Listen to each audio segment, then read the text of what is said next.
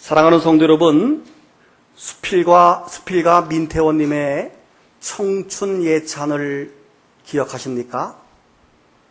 저는 중고등학교 다닐 때부터 이 수필을 교과서에서 배웠는데 앞부분을 외우기도 했고 또 청춘이라고 하는 단어를 생각할 때마다 늘 이 수필이 기억이 나서 내 마음에 뜨거움을 주는 그런 수필이기도 했습니다. 잠시 소개합니다. 청춘, 이는 듣기만 하여도 가슴이 설레이는 말이다.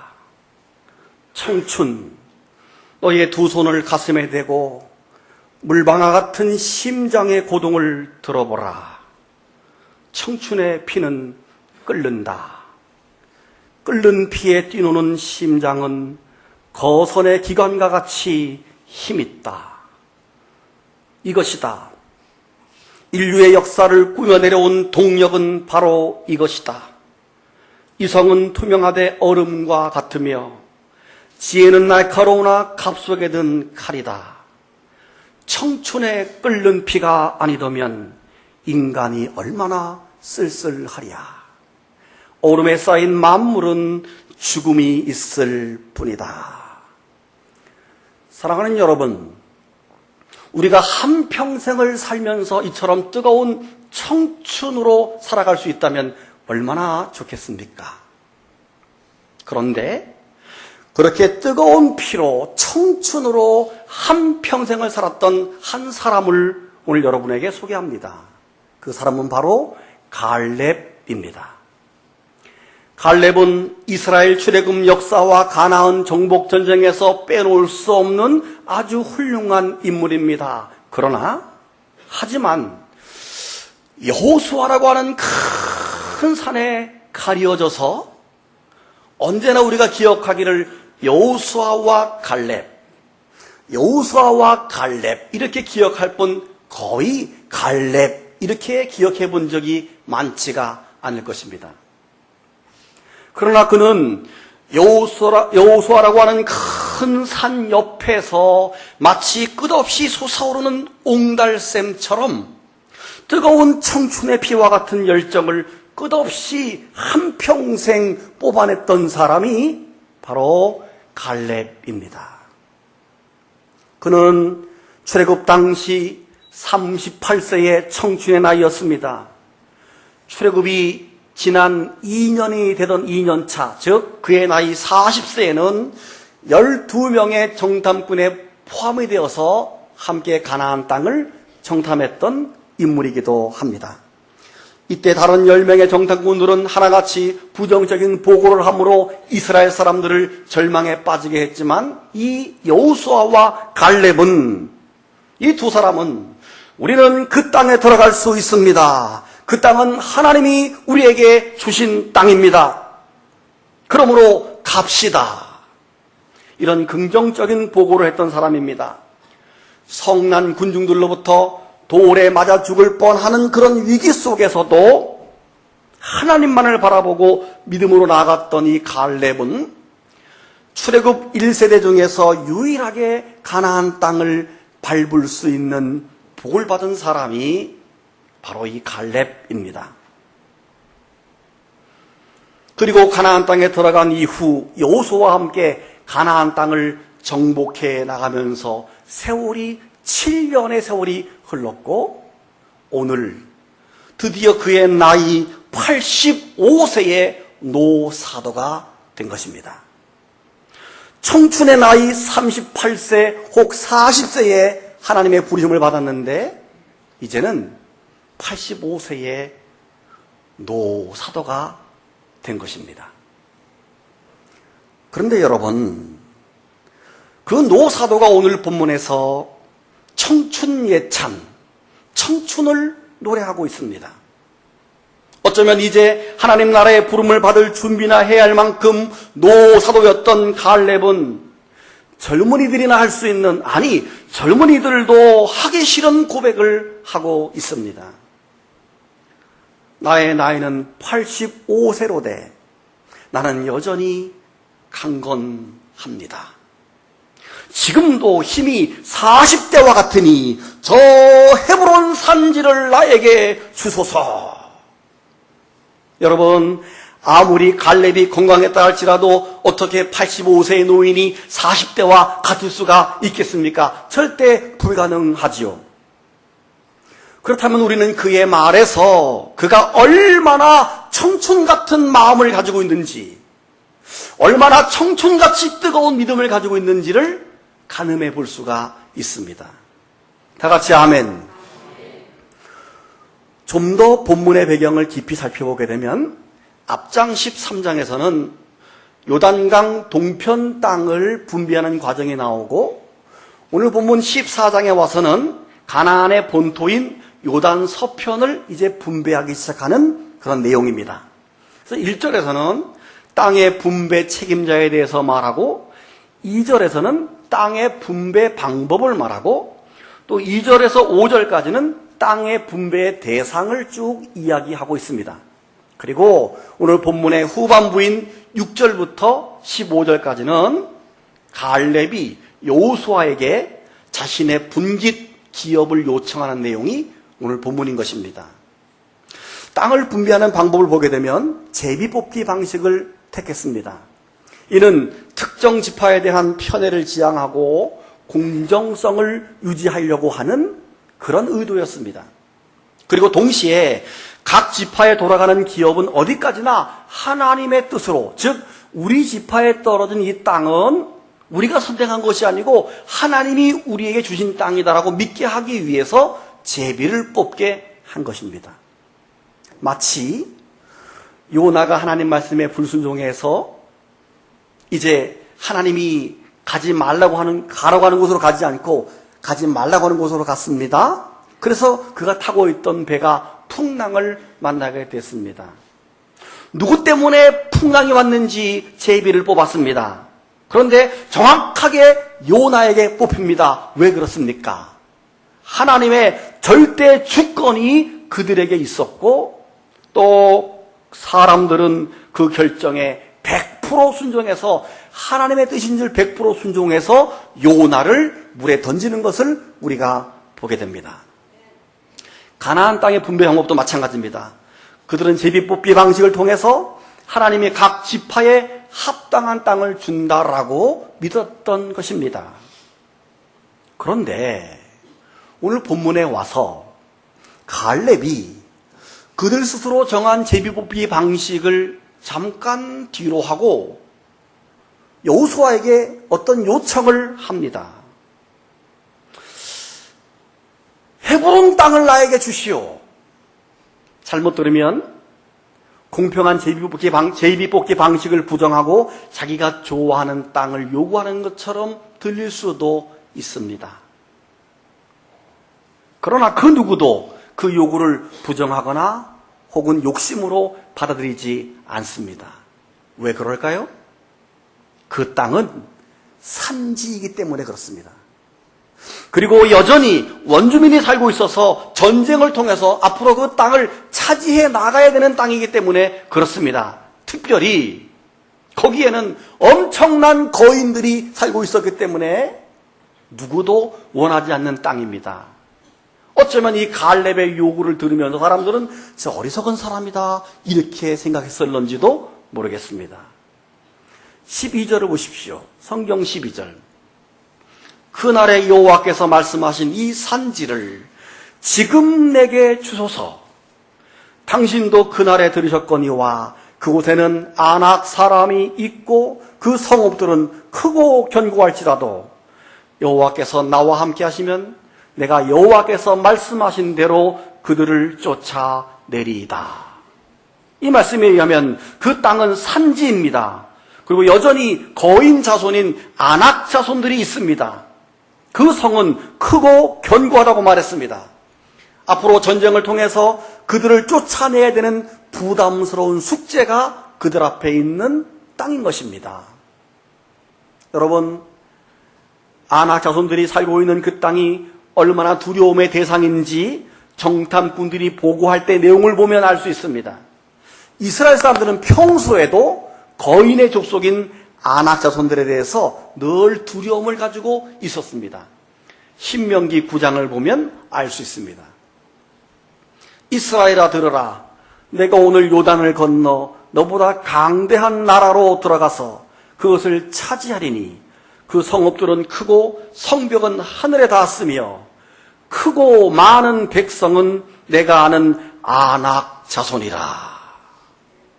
그에 대한 말을 내가 들었나니 이르기를 누가 아낙 자손을 능히 당하리요. 한마디로 말해서 아낙 자손을 누가 이길 수 있겠느냐? 다 두려워하는 자손이 바로 그 땅에 살고 있는 것입니다.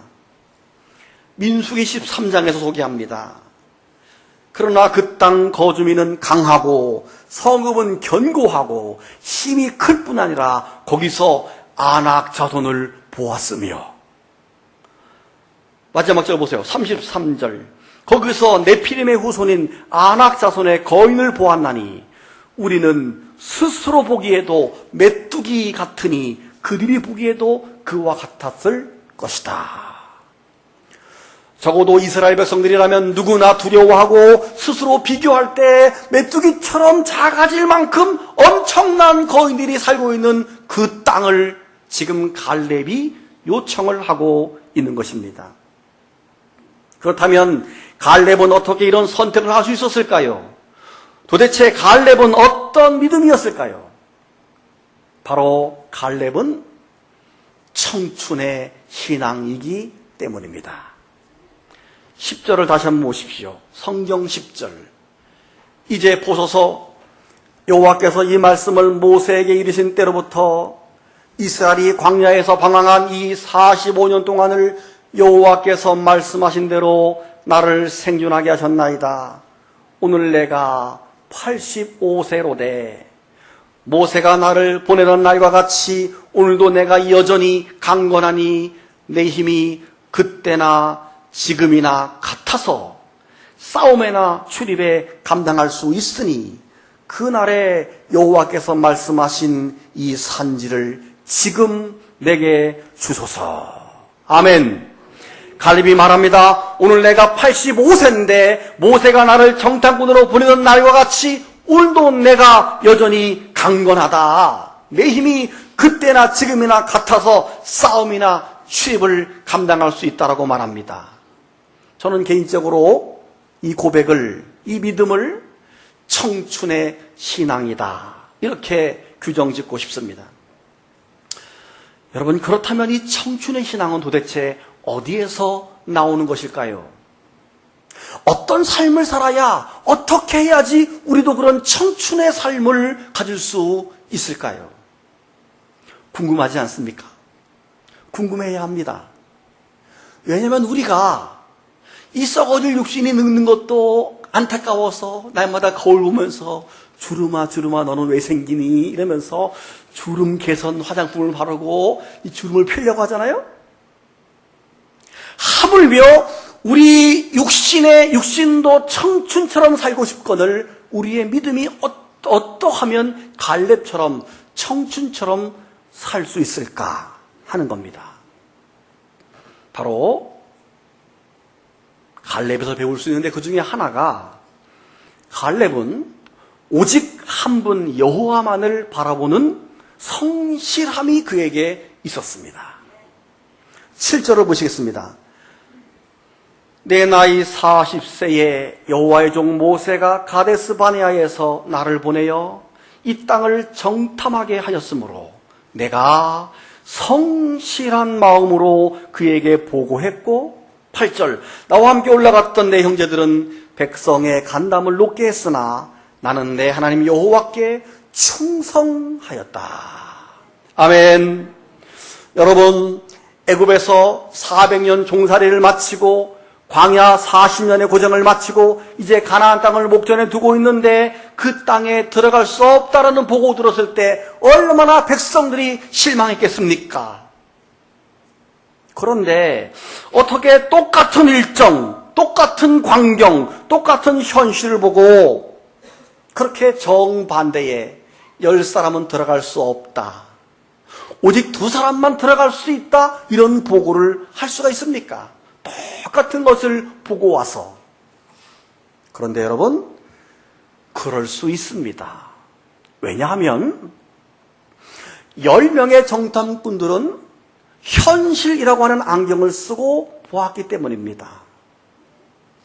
근데 2명, 여호수아와 갈렙은 현실이 아니라 믿음이라고 하는 안경을 쓰고 그 땅을 보았기 때문에 정반대의 보고를 할 수밖에 없었던 것입니다. 그날 이후 갈렙은 40년 동안도 7년 동안도 단 한 번도 그 마음이 신실함에서 벗어나지 않았습니다. 이제 나이가 85세가 되었어도 오직 하나님만을 바라보는 성실함의 변함이 없습니다. 그러기에 청춘처럼 뜨거운 피로 내가 힘이 강건하다, 싸움이나 출입에 자신이 있다라는 고백을 할 수 있는 것입니다. 남들이 다 피하고 싶은 그 길을, 남들이 다 두려워하는 그 길을 오히려 즐기듯이 그는 지금 걸어가고 있습니다. 여러분, 신앙이 그렇습니다. 피하고 싶고 그만두고 싶고 다 포기하고 싶을 때도 끝없이 성실하게 걸어갈 수 있는 길이 바로 신앙입니다.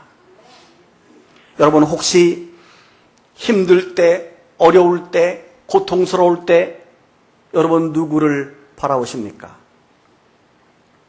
혹은 여러분이 즐거울 때, 감사할 때, 부유할 때, 세상적으로 잘 나갈 때, 그때는 여러분 누구를 바라보십니까?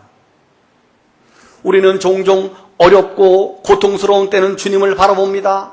근데 조금 문제가 해결되고 좀 살만하면 하나님을 바라보지 않고 세상을 바라볼 때가 얼마나 많은지 모릅니다. 이스라엘 백성들도 그랬고 오늘 우리도 그렇습니다. 살만하면 할수록 더 잘 섬겨야 되는데 우리는 살만하면 할수록 자꾸만 세상을 바라본다는 것입니다. 그러나 갈렙은 한평생을 변함없이 오직 한 분 하나님만을 바라보는 성실함이 그의 삶 속에 있었기 때문에 오늘 85세가 되어서도 40대와 같은 청춘의 믿음을 자랑할 수가 있었던 것입니다. 또 하나 이 갈렙의 신앙은 하나님의 언약을 끝까지 믿는 믿음이었습니다. 따라합시다. 하나님의 언약을 끝까지 믿자. 12절을 보십시오. 그날에 여호와께서 말씀하신 이 산지를 지금 내게 주소서라고 말합니다. 그날에 그랬어요. 그날에 여호와께서 말씀하신 이 산지를 지금 내게 주소서. 갈렙은 그날이라고 하는 표현을 하면서 그날에 여호와께서 말씀했다라고 표현하고 있습니다. 그날이 언제일까요? 정말 하나님이 갈렙에게 그 땅을 준다고 약속했을까요? 갈렙아, 내가 준다라고 약속했을까요? 예, 약속했습니다. 12명의 정탐꾼들이 보고합니다. 10명의 정탐꾼들이 부정적인 보고를 합니다. 단지 여호수아와 갈렙만이, 두 사람만이 긍정적인 보고를 하면서 그 땅에 들어갈 수 있다라고 보고할 그때입니다. 그때의 상황을 민수기 14장 21절은 이렇게 기록하고 있습니다. 갈렙의 긍정적인 보고를 들은 하나님이 이렇게 말씀하십니다. 그러나 진실로 내가 살아있는 것과 여호와의 영광이 온 세계에 충만한 것을 두고 맹세하노니, 하나님이 맹세하셨어요. 내 영광과 애굽과 광야에서 행한 내 이적을 보고도 이같이 10번이나 나를 시험하고 내 목소리를 청종하지 아니한 그 사람들은 내가 그들의 조상들에게 맹세한 땅을 결단코 보지 못할 것이요, 또 나를 멸시하는 사람은 한 사람도 그것을 보지 못하리라. 24절이 은혜스러워요. 그러나 내 종 갈렙은 그 마음이 그들과 달라서 나를 온전히 따랐은즉 그가 갔던 땅으로 내가 그를 인도하여 드리리니 그의 자손이 그 땅을 차지하리라. 아멘. 갈렙은 가나안 땅에 들어오기 전에 가나안 땅을 정탐하고 돌아와서 보고할 때 하나님이 친히 갈렙의 이름을 거론하시면서 내 종 갈렙은 그 마음이 그들과 달라서 이렇게 표현합니다. 저는 이 부분을 준비할 때 제 눈에서 눈물이 쭉 흘렀습니다. 하나님이 친히 갈렙의 이름을 불렀던 이 부분, 갈렙은 그 마음이 그들과 달라서 하나님이 친히 갈렙을 내 종 갈렙이라고 표현하는 부분에서 마치 하나님이 친히 제 이름을 부르면서 도훈이는 다른 사람과 달라서 박도훈이는 이렇게 불러주는 것 같아서 너무도 은혜스러웠습니다. 저는 개인적으로 우리가 신음소리처럼 작은 기도를 주님께 들을지라도 하나님은 그 소리를 듣고 계신다고 믿습니다.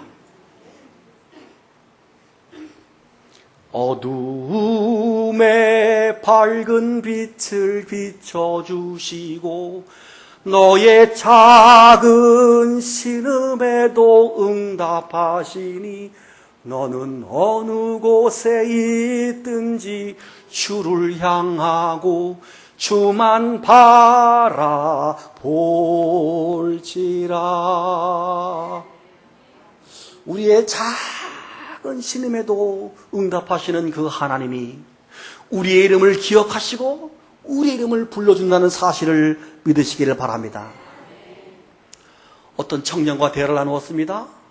그 청년이 저한테 이렇게 말합니다. 목사님, 사실은 제가 기도를 많이 하지도 않았는데 하나님께서 지나가듯 기도한 기도를 들으시고 너무도 이렇게 큰 축복을 해주셨어요.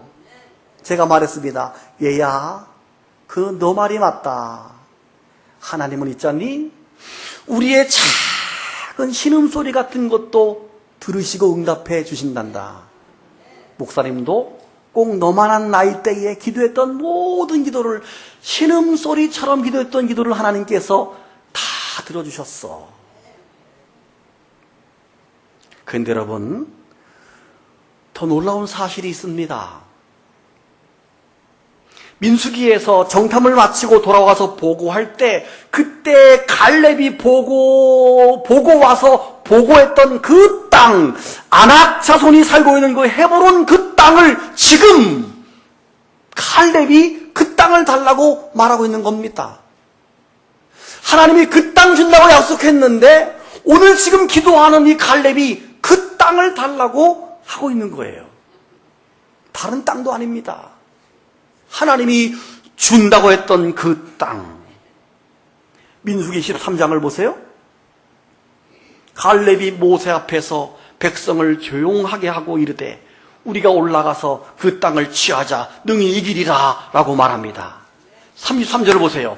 거기서 네피림의 후손인 아낙 자손의 거인들을 보았나니 우리는 스스로 보기에도 메뚜기 같았다. 그들이 보기에도 그와 같았을 것이다. 다시 말해서 그가 보았던 그 땅, 아낙 자손들이 살고 있던 그 땅을 하나님 주신다고 말했고, 그리고 갈렙은 그 말씀을 믿었고, 그리고 지금 갈렙은 그 땅을 달라고 요청하고 있습니다. 소름 돋지 않습니까? 저는 이 부분에서 시편 139편이 생각났습니다. 내가 주의 영을 떠나 어디로 가며 주의 앞에서 어디로 피하리이까? 내가 하늘에 올라갈지라도 거기 계시며 수월에 내 자리를 펼지라도 거기 계시니이다. 내가 새벽 날개를 치며 바다 끝에 가서 거주할지라도 거기서도 주의 손이 나를 인도하시고 주의 오른손이 나를 붙드시리이다. 우리의 작은 신음소리도 응답하시는 하나님. 그 하나님이 우리가 하늘 끝에 올라갈지라도, 지옥 끝에 떨어질지라도, 새벽 날개를 치고 바다 끝에 갈지라도 거기서 또 우리를 기억하시고 우리 이름을 불러주시고 우리의 손을 붙잡아 주신다고 말씀하고 있습니다. 갈렙이 그 하나님을 바라보고 그 하나님의 말씀을 붙들었다는 것을 우리는 알 수 있습니다. 주만 바라볼지라 찬양을 한번 하겠습니다.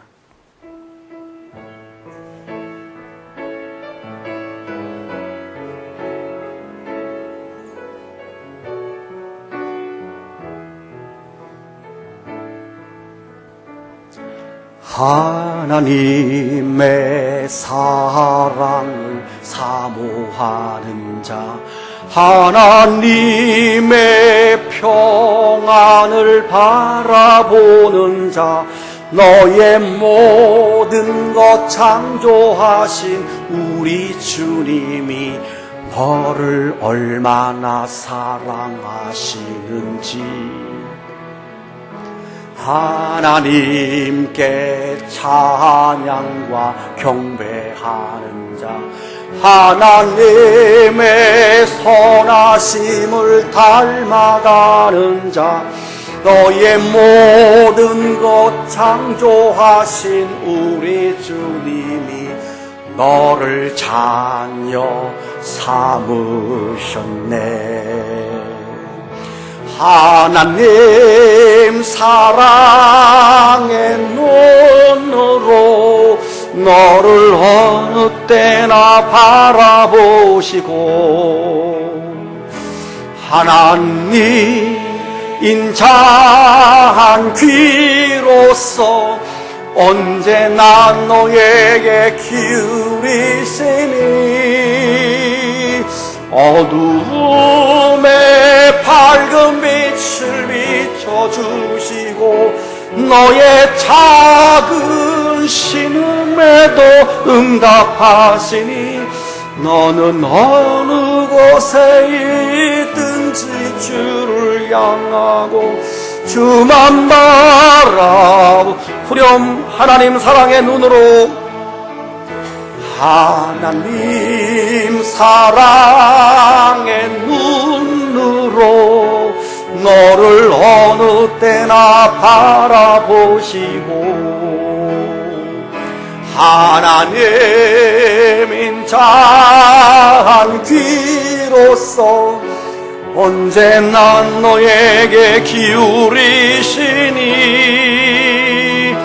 어두움에 밝은 빛을 비춰주시고 너의 작은 신음에도 응답하시니 너는 어느 곳에 있든지 주를 향하고 주만 바라볼지라 주만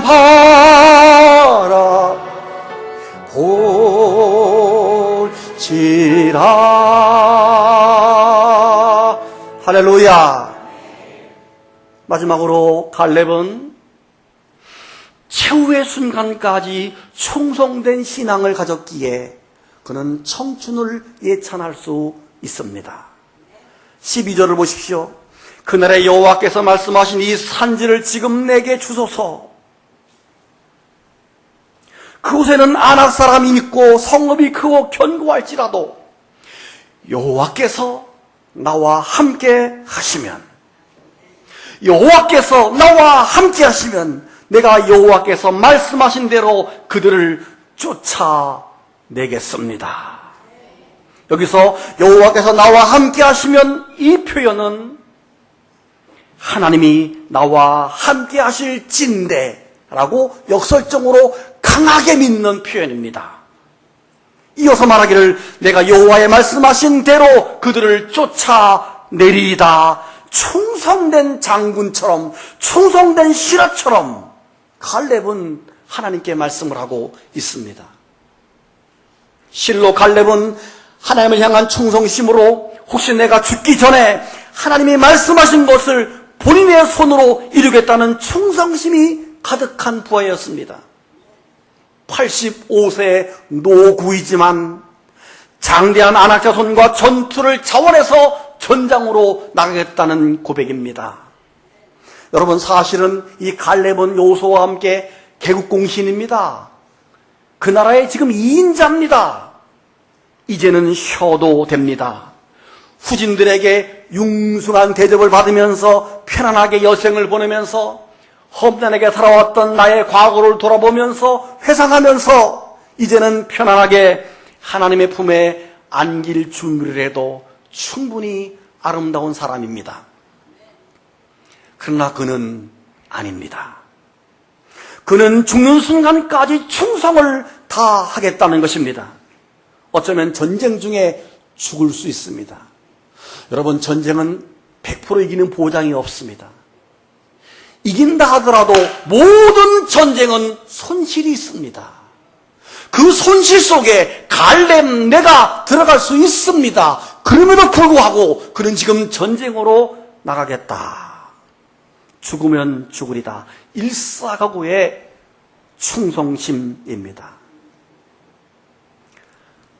맡은 자들에게 구할 것은 충성이니 이 믿음이 우리에게 있기를 축복합니다.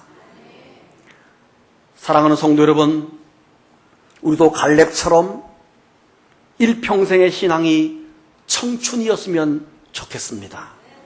우리는 자꾸 왕년에 나도 이런 적이 있었어. 옛날에 나도 그랬었어.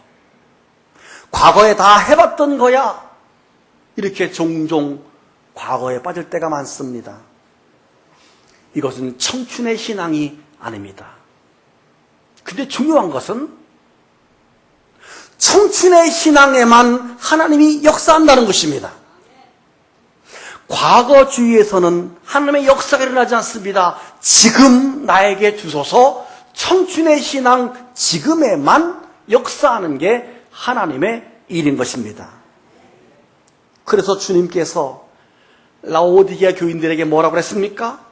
너가 이와 같이 미지근해서 뜨겁지도 않고 차지도 않기 때문에 내 입에서 너를 토해버리고 싶다, 이런 말을 했습니다. 라오디게아 교인들의 식어진 신앙을 버리고 뜨거운 신앙으로 주님은 요구하고 있습니다. 오늘 갈렙이 그것을 우리에게 말하고 있는 것입니다. 사랑하는 성도 여러분, 청춘의 신앙을 사랑하시기 바랍니다. 뜨거운 신앙을 사모하시기를 바랍니다. 눈 감고 묵상합니다.